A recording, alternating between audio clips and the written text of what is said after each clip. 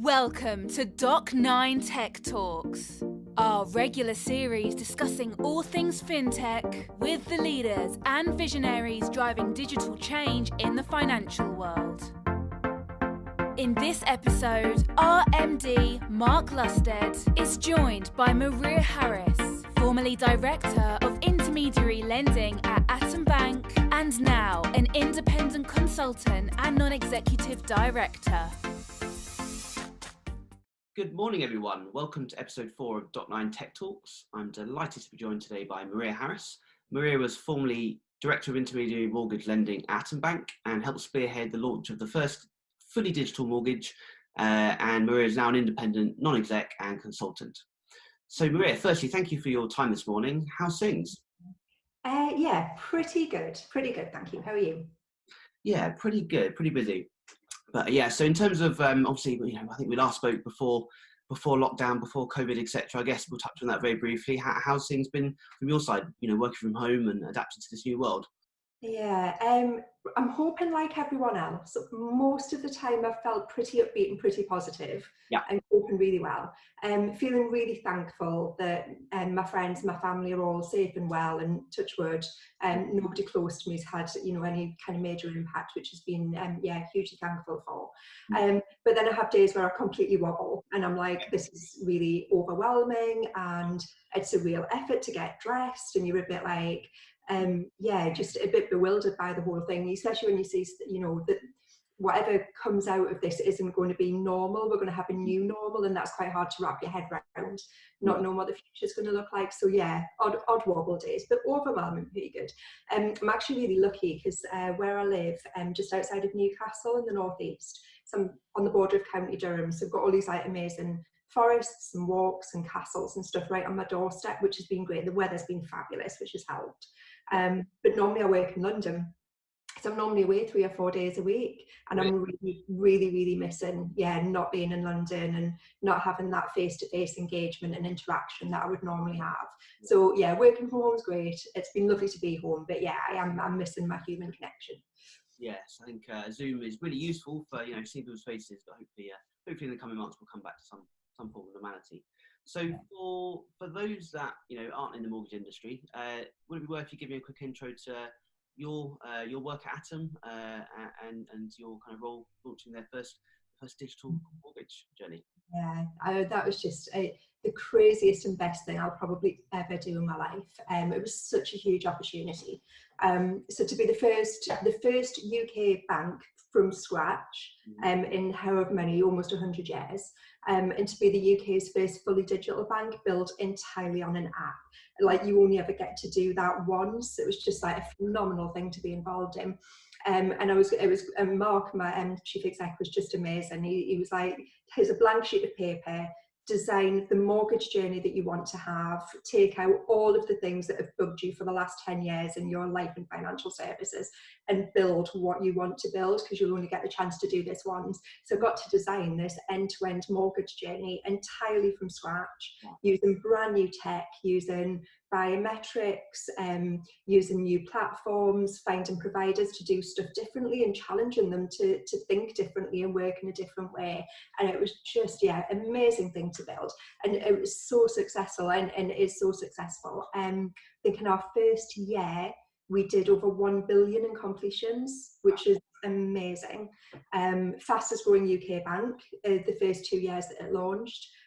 We broke every record that we could find to break. We did mortgage application to full offer in 14 seconds, which just changed the industry.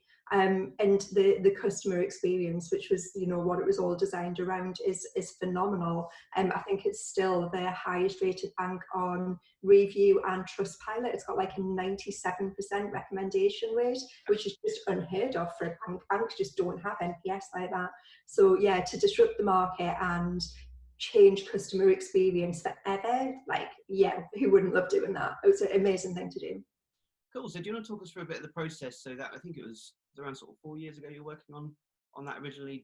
So do you want to talk us a bit about how you built out these platforms and any particular technologies you used or lessons learned that you could share?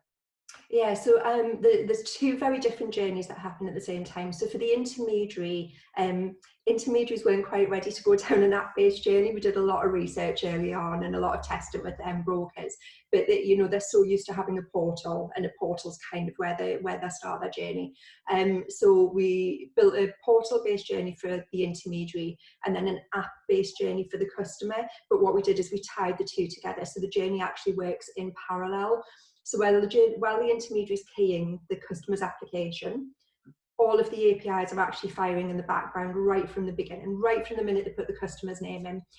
It's calling all the different services, it's setting the customer up on the app, it's setting up their security, their credentials, everything. So by the time the broker gets to the point where they say, submit a DIP to see whether or not you would lend to this customer, as soon as that response comes back, yes, which is instant, all real time, all API driven, the customer gets an invite to their app. Their account's already set up, and they've set up their biometrics, and they get their password to log in, and they're in, and they can see everything that the broker's already keyed. So the customer gets this really lovely, reassuring visual experience that you wouldn't normally get with a mortgage. Mortgages are normally quite, a lot of it's quite opaque and behind the scenes, whereas this was all about transparency and speed, and just taking all of those horrible moments out where customers are really anxious and nervous and don't know what's happening and don't know what's going to happen. So the whole journey is just built around that concept of transparency, real time, every single call is real time, and instant decision, and every touch point, the intermediary and the customer and anybody else in the journey, so whether it's the valuer, conveyancer, whoever, all get the same information at the same time in real time. So if you get a valuation document back, it drops into the customer's vault, the broker gets a copy and the conveyancer gets a copy. So you just take out so much of the pain that's in the journey. So yeah, really good. And partners were brilliant to work with, but really pushing them to do that real time when they've not done it before, and to share when they've not shared before. Yes. I guess in terms of, if we look at the mortgage journey itself, it's fundamentally not, it's, I think it'd be fair to say it's a few years behind others in terms of technology. If you look at the whole market, fundamentally the journey has not changed hugely over the last kind of 10 years.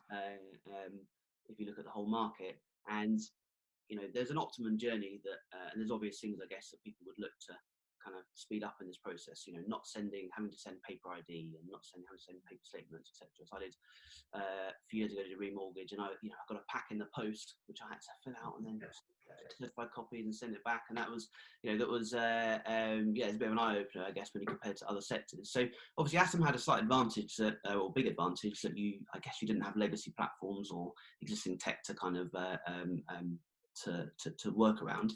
Did you? I mean, perhaps you could talk about that. So did you guys build out completely new systems, or did you plug in existing technology from existing providers? How did you create such a different journey? So we did both.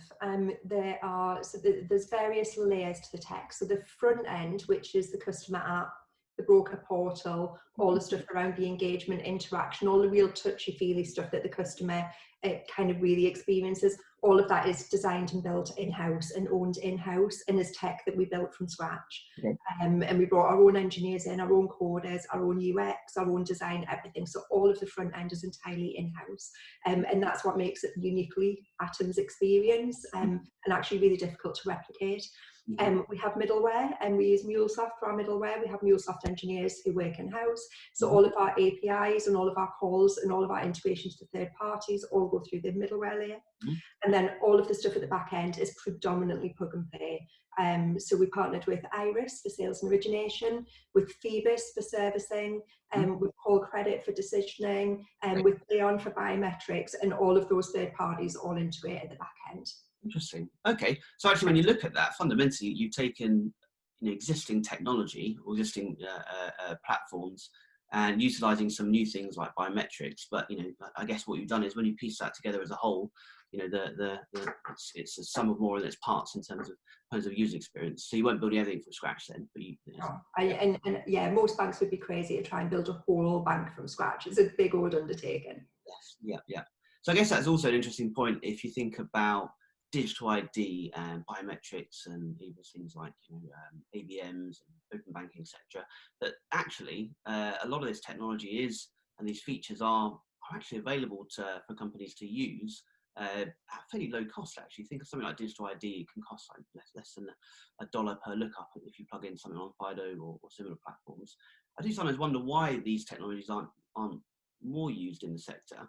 Do you think that's kind of I mean, what reasons do you think the sector is sort of slightly behind others in terms of adoption? Yeah, so it probably comes back to your earlier point about the fact that the industry's actually not changed for a long time. And actually the process of buying a house and getting a mortgage probably hasn't changed since the 30s. And I think the only kind of real innovation, like really, really different, was when AVMs came in, which was kind of, 15 years ago. And we've not really had anything new until open banking's come along. So the actual, if you mapped out the process that you went through for your remortgage and where you start and all the different components, like that chain hasn't changed at all. And the order of that chain's always been wrong. Yeah. But it's developed organically, and all we've done through innovation is take out what was face-to-face or paper, Yes, and made it machine-led. We haven't actually changed the journey, which I find quite bewildering. And I think that there's a point where that's going to flip. So things like having ID would require the customer to be in control of the ID and for the ID to actually be done upfront and validated so it can then be shared with all of the parties. Whereas at the minute, all of the component parts are done in isolation and in silo. So as a customer, you end up doing your ID and V 3 or 4 times. Yeah. And so until COVID, actually, we've been so reliant on, we think that it's less risk to have that as a paper-based check for somebody to physically come in with their passport or their driving license. Whereas I think COVID's been a great opportunity for people to look at things like digital ID and realise, actually, not only is it quite inexpensive and quite easy to implement, it's actually safer and it's a better customer experience and a better customer outcome. UTB are a great example of that. So UTB have been using Nevo in their mortgage journey for a few months now. And as part of their reaction to COVID, they've now implemented that in bridging. So they've been able to keep their bridging open and using Nevo to authenticate the customer and to use biometrics, to do their ID and V using their passport or their driving license in-app, but also because you can then share documents. So then take away the risk of your customer telling you things over the telephone or emailing you their documents unsecurely in a really bad way, and just actually taking the risk out by using digital. Yeah. I guess for that, that sounds really positive. And I guess that's automating your interaction or making it much easier for one of the parties along the mortgage journey. But as you alluded to earlier, the fundamental journey is you have to provide sort of same set of documents to different parties along the way. And I guess when we've spoken to people over the last couple of years, there's kind of a view that there's a grey area there also around, you have to do your due diligence on a customer, be it the broker, the lender, the conveyancer. Are you seeing a push from a regulatory point of view to kind of help open up or enable parties to share and use that prior authentication by a different party later in the journey? So there's a few things going on. So we've got the regulatory sandbox, which has been great for getting some of these ideas in front of the regulator and for the regulator to get comfortable with them and how they work, and to be able to have legal and risk and banks and different teams of people in all looking at it together and working out how it would work and how it would fit.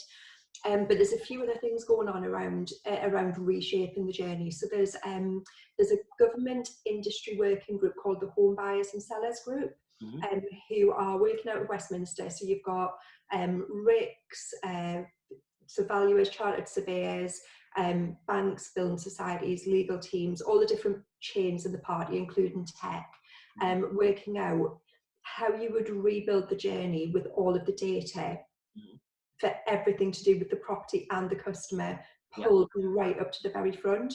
And the biggest impact on that is actually the kind of post-offer completion bit.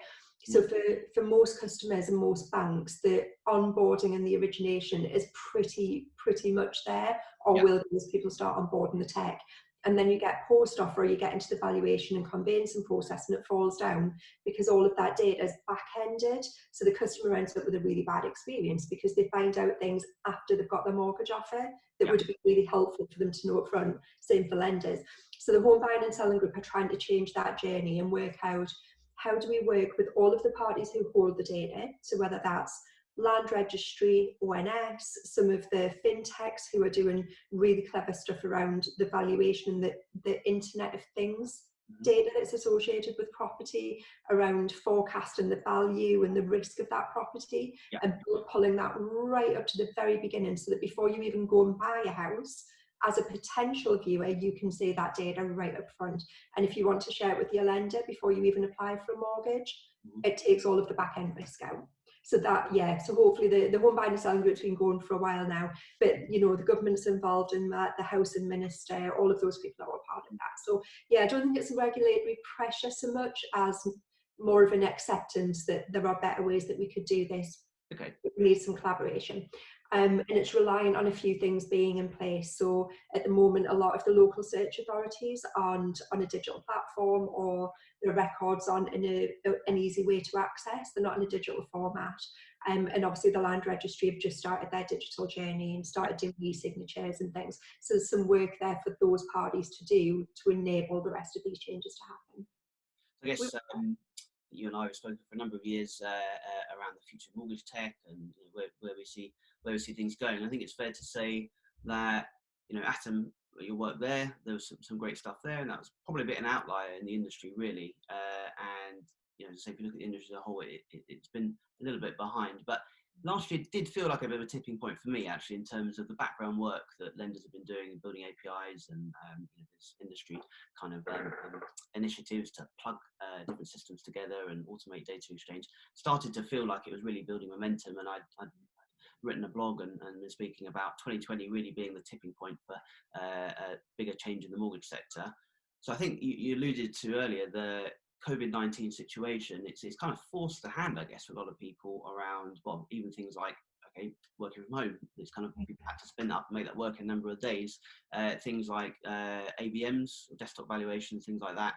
Do you think, I guess one small positive from this would be, do you think that will spur longer lasting change and speed up the speed of adoption of technology in the sector? Yeah, I think it would have to. There was a really interesting reaction when COVID first came, and you saw lots of different splits. I guess the first thing you saw was different lenders reacted differently depending on how they're funded. So if you are wholesale or securitization funded, you tend to close down because that's the first market that goes. Those markets are quite hard to get liquidity. And then the banks tend to come back faster because they're retail funded, and then the Bank of England opened their new funding scheme. So you see the retail banks came back with products quite quickly, but at the lower end of the risk market, kind of 60-75% LTV, where they were already quite comfortable with things like AVM, automated decisioning, where you needed less manual intervention, and there was more automation in that process. But you're starting to see now, kind of 6-7 weeks in, definitely that more lenders are coming back, but more lenders are saying, yes, we can do AVM up to 80 or up to 85, and we can do it on some products where we wouldn't have done originally. So where we maybe would have always done it on a remortgage, now we will look at it for things like a buy-to-let remortgage or a bridging product or whatever, other secured loans. So yeah, I think it's always been around the comfort factor for operations and for risk on how comfortable they are using that kind of automation, and the proof will be how well the loans that they've written in this period perform, because actually if they perform just as well as they would have done with manual underwriting, a physical valuation, and all other things being equal, why would you not continue to have that level of automation? Because you get a better customer experience, it's actually better operationally, it's more efficient. Like you say, it actually drives a lot of cost out of the process. So yeah, I think it will drive a lot of thinking, but I'm not even sure that, post-COVID, that we'll go back to, I think Barclays chief exec came out, didn't he, and said that he couldn't see a world where headquarters of 7,000 staff being in the office Monday to Friday, 9 till 5 will be the new norm. So for some people, they're desperate to get back to work. If you're in a shared house or don't have great Wi-Fi, or it's like your home environment isn't conducive to working really well, some people really want to go back to the office. But other people who are like, I've done my job from home just as well as I would have done in the office, and actually I've been more productive, and there's been no kind of bad side of me doing that, they'll probably challenge their employers to say, why do I need to be in the office 5 days a week? So I think we will see a completely new way of working.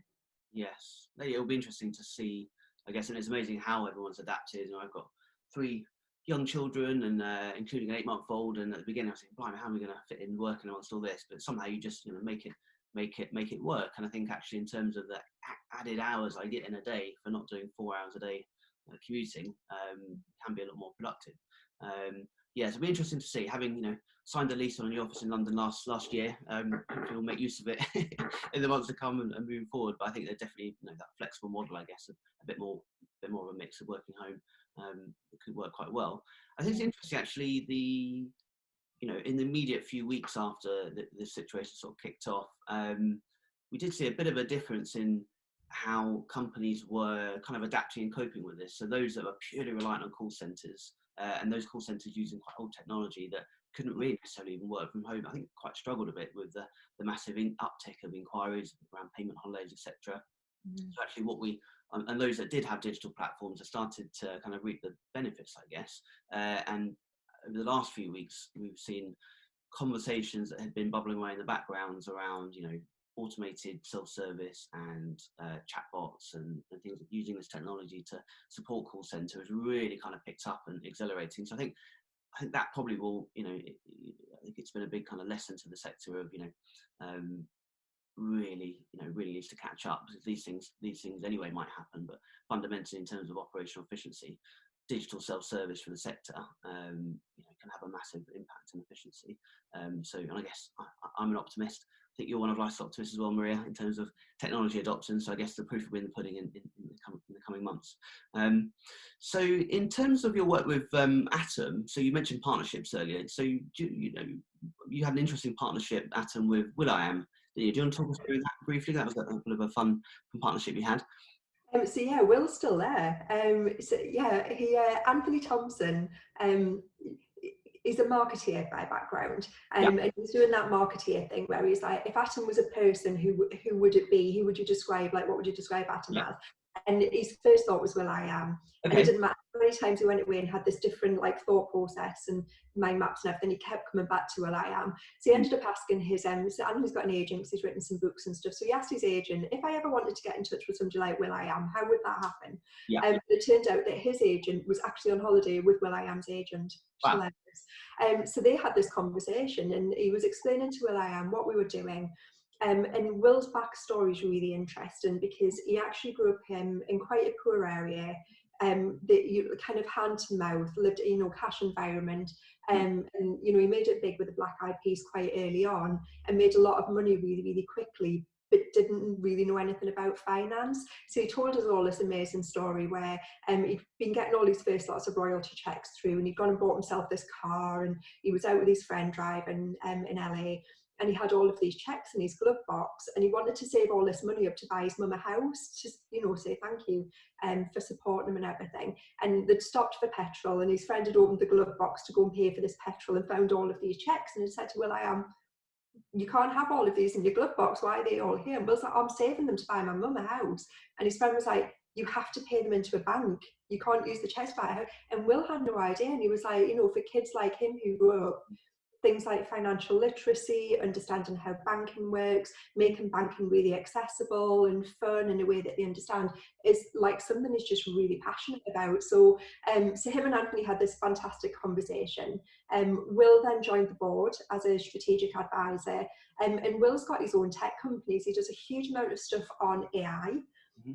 He's got a lot of voice recognition, voice activation, chatbot type solutions that his company have built that are used in contact centres. So there's some contact centres who do telecoms and mobile phone stuff where their AI and frontline is entirely voice recognition rather than people. So yeah, he's just really interested in tech, but he's really interested in the future of tech as well. So he's done quite a lot of stuff with Adam around what future housing might look like, how you interact with your house, how you use your house to be financially wealthy, I guess, financially fit. So yeah, he's a really fun guy as well. He's been up to Durham. We spent time with the team. He's just a really lovely, down to earth guy, and just not what you'd expect. So he's great to work with. I've got some fab photos of me showing him around the operations centre and explaining to him how it all worked. What an amazing opportunity. Yeah. I guess you touched on there, future of finance, and if we get our crystal ball out and think 5 years into the future, what do you see as the kind of opportunities for the optimum mortgage journey, and what do you think that could look like for consumers? So I think that 5 years out things are actually starting now with open banking, and I know open banking's not really taken off yet, and we've not seen the adoption, and I'm sure that'll be a bit slowed down with COVID. But I think it's just even the thought process behind open banking and customers having access to their data and being able to share their financial data with third parties who can help them to make decisions, to get financially fit, to understand the impact of what they do. So, if world goes back to normal and you're back in your office in London and you go back to spending 25 quid, 30 quid a week in Starbucks or Costa or whatever, having the tools in your hand that help you to understand the impact of those decisions and to help you realize, like, what are your financial ambitions? Is it to save up and buy a house? Is it to clear your student debt? Is it just to be financially independent? So I think open banking is actually quite a big key to unlock a lot of that stuff with the third parties who are providing then the tools and the customer engagement and the interfaces. So I think if I fast forwarded 5 years, I would like to see a world where for the customer they could see all of their financial health in one place.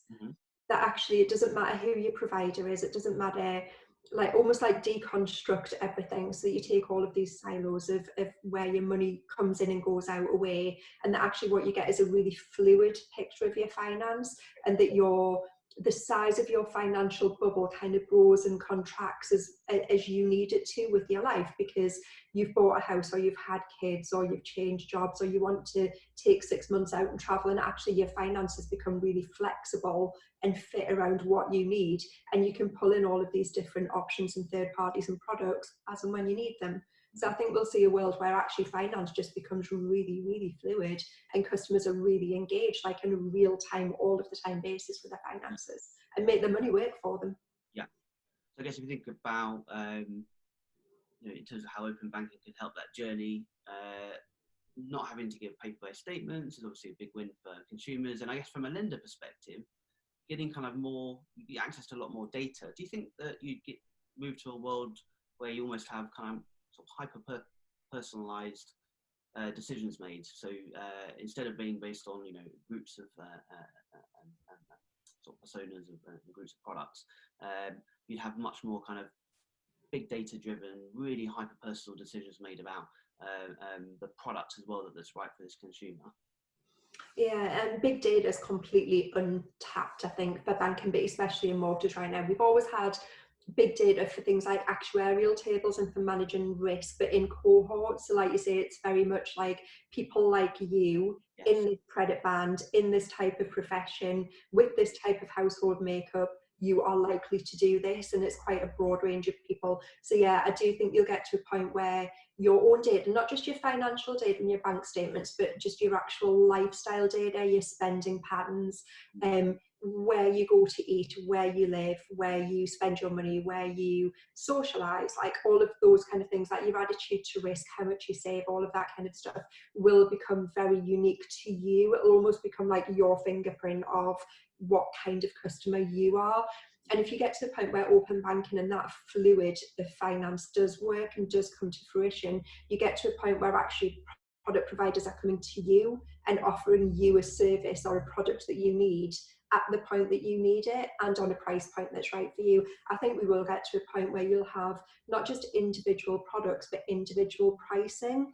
And that's a really big change for the regulator to move away from customer goes to find a product and can choose on a really comparable basis to actually having an offer which is absolutely unique to you, but is built on your own DNA and built on your own financial fingerprint. And how do you prove then that the customer got the right product? So it's a lot to be worked out there in terms of regulation and risk. But I think we'll get to a point where you get very highly personalised products and pricing. I guess you kind of alluded to earlier that the mortgage journey itself, there's kind of obvious stuff, I guess, that needs to happen early on around digital ID and plugging open banking and etc. And you guys at Atom, you've got that application to journey down to 14 seconds for some cases. But if you look at the life cycle of a mortgage, it's there's big bottlenecks around conveyancing, and that's typically where the journey kind of starts to fall down a bit and become a bit longer. So I guess other things that are happening in the sector, there was a push, was it 10 years ago, with having home information packs? Do you remember those? And that I think that fell over after a couple of years. But the idea of putting, so when you're looking at houses, having kind of access to that data at the beginning, so you can make kind of informed decisions. But I guess from a technology point of view, a lot of data is now available about properties up front. Do you think that could be used much earlier in the journey, actually, to speed up that whole experience? Yeah, could be and should be. Not even just the property data. So there's property data, there's market data, but also the customer data. So even I don't know how long you've lived in your house and how many times you've remortgaged. Even though you've been through that process so many times, every time you do it, you have to start again, and you have to go and get. You have to provide all of the same data about yourself. You have to go and find a load of stuff about your house, from the bottom drawer of your study or wherever you keep your paperwork. You have to have some kind of risk-based assessment on your property. And that's kind of crazy, because it's not just that the customer has that experience the first time, it's that it's perpetual. We've made it so that every time you remortgage or product transfer or borrow more money or want to pay some money back, you have to go through this really onerous process. So yeah, I think I would like to see the data not just brought up to the front, but also given to the customer. I would really like the customer to have absolute control of all of the data about their property, about the risk associated with their property, around what's happening in their local area, land searches, all of that kind of stuff. And that when the customer wants to do something with their finances, they choose to share it, that they share it with whatever provider, whatever product provider they want to, and that they're not having to go through this same thing every single time.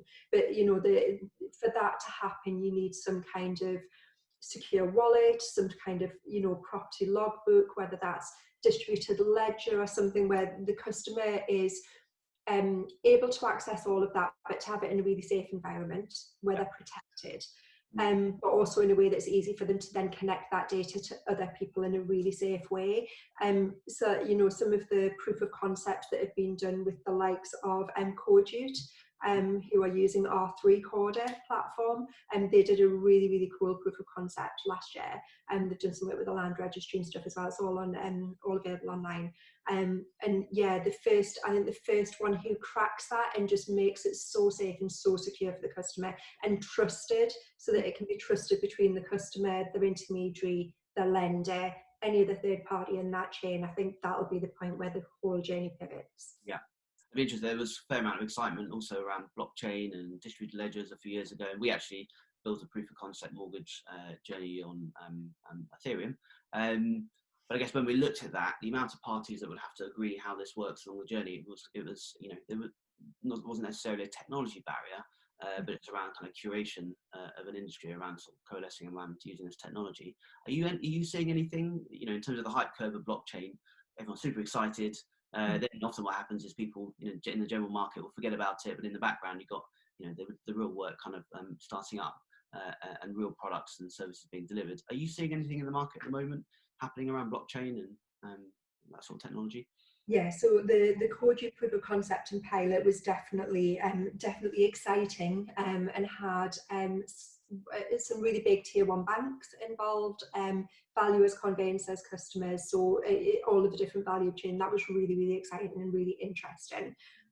So there's definitely some thinking going on there. I think if you get to the point where you get 2 or 3 of the big banks, the kind of big 6, start using it, it becomes more kind of acceptable and there's more awareness around it then for the rest of the banks to feel comfortable that there's some credibility to it. So there's some IBM have done some really interesting stuff on blockchain as well. So they use blockchain a lot in some other industries around logistics, food, transportation, that kind of stuff. And you can completely see the comparisons between those products and buying a house, because actually it's just different data, but the journey is exactly the same. So IBM have taken a really different approach, where they did their purchase of Red Hat so that they can start being more open and being able to integrate to other third parties, but also having this kind of marketplace approach where I think it was this week Thought Machine announced they were one of the partners who are now in IBM's marketplace. So if a bank wanted to go and completely re-platform, and they use IBM's cloud and IBM's blockchain to do it. But what they can do is have all of these choice of the third parties that they can use for their service and platform or for their customer engagement channel. Or so that whole distributed ledger thing, as well as just having the technology, is also about changing the thought process, that it's not actually just about taking out a core banking platform and putting distributed ledger in. It's actually, how do you make something like distributed ledger work with all of your platforms or all of your other systems and processes and procedures and customer journeys, and use it to make them better and to put the customer at the heart of what you're doing. Because that's what blockchain essentially does, is it gives the customer control and gives the customer something that's, like I say, safe and secure and really shareable. So yeah, I think there's a lot of mileage to go with distributed ledger, where we haven't even started kind of seeing what it could do and what the benefits would be. And there's still a lot of skepticism as well about whether or not it's great technology trying to find a use case. Whereas actually, I think the use case is pretty clear, because using distributed ledger would fix a lot of the stuff we just talked about where data sits and how data gets shared, and customers not having to provide ID and B 4 times or every time they want to remortgage. So yeah, I think distributed ledger's got a long way to go in the industry. I know you and I have had the API conversation before as well. So obviously, I'm a big fan of APIs. It's the thing that makes Atom instant and real time and provides this really great experience. But I find our industry's approach to API just really baffling. So not only do we have a big spaghetti junction of legacy systems, third-party plugins, manual handoffs from one provider to another provider, we're then using APIs on top of that to create a whole new spaghetti junction without undoing the old one first. And the industry's lack of collaboration just drives me absolutely potty. So we've got individual banks connecting their API to individual mortgage broker CRM systems, or through people like 27 Tech and Knowledge Bank, who've been amazing during COVID, by the way, adapting and giving brokers data and insight into what's happening. They've done a phenomenal job. But what you're ending up with then is, 170 lenders, banks, building societies and lenders, 10,000 intermediaries, all on different systems, all individually plugging APIs into each other, instead of the industry sitting down and coming up with an API strategy and an API solution where we can build, a bit like open banking, where we can build one set of credentials. We all agree data, we all agree what the data points and the naming of the conventions and all of that are, and the security. And we all, have choice, but have a solution that's a bit neater than what we're doing now. I think blockchain will help us undo some of this. I think we're actually just creating a monster right now. Right, interesting. Yeah, I guess that's the challenge, that people kind of working through challenges around legacy platforms, and there's immediate business needs, and of course, at board level, they're going to be asking, if we invest in this, when are we going to get an ROI on this? And often brokers are still going to give business at the moment based on rates, so that kind of it takes people to take a bit more of a longer term view and thinking, okay, as a sector, there are those that are going to innovate and quite radically transform and deliver a better experience faster to brokers, to consumers, and that will become a key differentiator in future, in addition to price. So yeah, I think it's some interesting years ahead in the sector, but good that these kind of the first steps are starting to happen, I guess. So it actually dovetails nicely onto your current work then. So you left Atom, was it the last year, to become you're an independent consultant now, and you work with financial companies, and I think you're a non-exec as well for some banks. Do you want to give us an overview of what you're up to now? Yeah, so leaving Atom was a really big decision. It was really tough to do, but there was so many other third parties and lenders and stuff out there who want to do this and have a real desire to do it.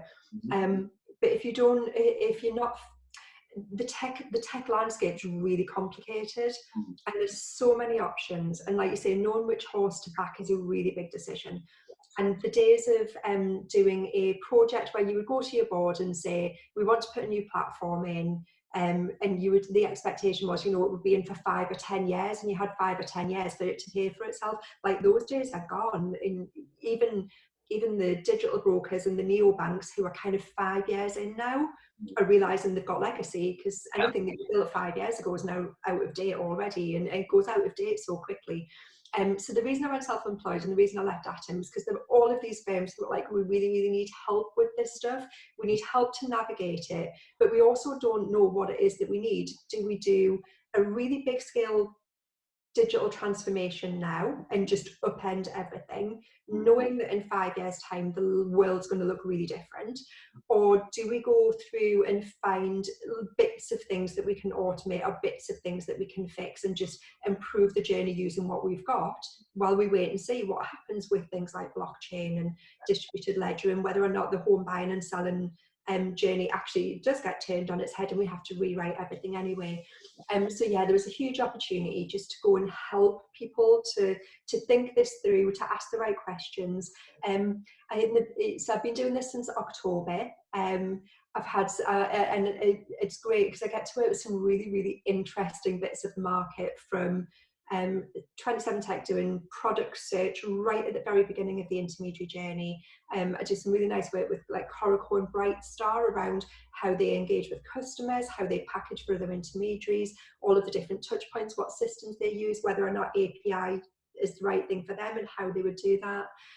Through to some lenders and building societies who are looking at mortgage onboarding, managing their book, that kind of stuff, and then right through to home buying and selling group, and doing some stuff on things like digital payments and working with the Bank of England on what the future of completion might look like.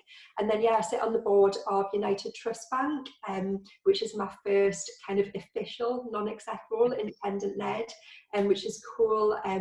They're such a lovely bank to work with, and they're a specialist bank, and my background's not specialist. So it's been great to bring a retail focus to that, where they've all got amazing experience in investment banking and commercial banking and stuff, which is quite new for me. Whereas I come from a very retail focus. So yeah, it's been absolutely brilliant. So I've got some really lovely things that I'm working on right now. I get to have amazing conversations. But the biggest thing I think that I found everywhere I've been is around mindset and culture.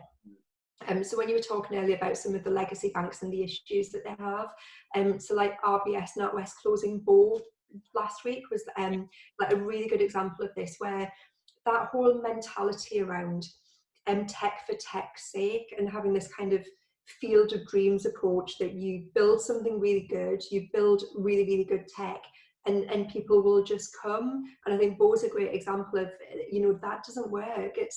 Customers won't just come because you've got great tech.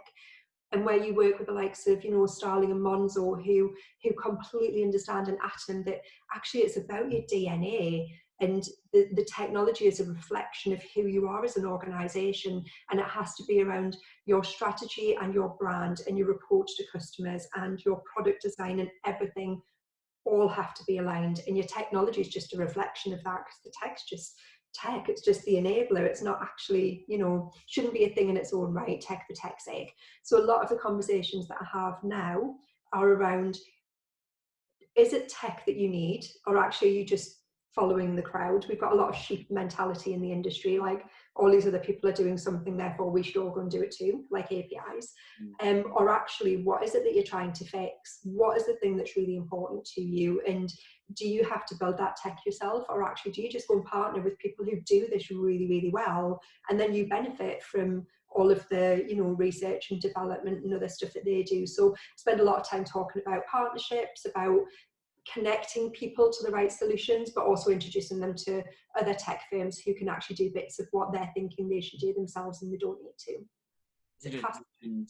Mindset there as well. And one of the things also related to that, I guess, is around process of how they build and design digital products. And it still amazes me just how many kind of lenders and brokers and others in the sector that still don't do user testing as part of their process. So you mentioned earlier you work at Atom. I think you said that you tested in the lab with brokers early on before you design a product. So often the first thing we do actually is do a bit of an audit and look at, okay, if you test your user experience with real customers, be they brokers or borrowers, in a lab, in a kind of controlled environment, it can be quite an eye-opener often, and can be quite a good way of building sort of momentum for change. Is there, as an endpoint, is there any kind of advice you'd give to any incumbents that are listening in now that are quite early on that journey of how they would start considering how they'd approach their digital transformation? Yeah, so the thing that always amazes me when I go into firms for the first time is like people are so well documented in our industry because it is high regulated and it's a complex product. So you go in and you find people have all this amazing documentation around policy, procedures, systems, contingency. In COVID, again, COVID's kind of thrown that up because contingency planning was always around having a disaster recovery site and people all going to disaster recovery straight out the window. But when you go in and you ask them, where's your customer journey? Show me the customer journey. Show me the journey that the customer goes through. Most people don't have that mapped out. So the first thing that I would always say to any company I go into is map out your customer journey. Even if you have to do it in little bite-sized chunks while you get used to the process, but map out all of your touch points in the process right from the very first interaction. Where are all of the engagement points? Where are all of the comms points? Even if you don't actually send a comm, but where are your gaps? Where are the pain points? Where are you doing a swivel chair process and handing something off to another system or another person? Where have you got a manual intervention? Where are your time bandits? Like, where does something take 3 days where you're like, why can that not happen in like straight away? Yeah. And if you map out your customer journey, whether you're going to do a really big scale transformation or whether you actually just want to pick a couple of pain points and fix them, having your existing customer journey will either help you draw what your new journey looks like and therefore drive your tech decisions around what you need to make that happen, or take all of those things that you've learned from mapping out your journey and prioritize them around whatever's important to you. So whether that's you want a better customer experience, or you want increased efficiency, or you want to just take a lot of manual time and process out, whatever it is, prioritize it by whatever means work for you and start picking them off one by one. And it's amazing how quickly when you do that, you start to get momentum and you get this really feel good factor as like stuff starts happening and stuff starts getting better, and you don't always have to go in and do big change. Actually, sometimes fixing a load of what feel like quite small things have a really big impact. I think showing that early success as well, it kind of naturally builds momentum, doesn't it?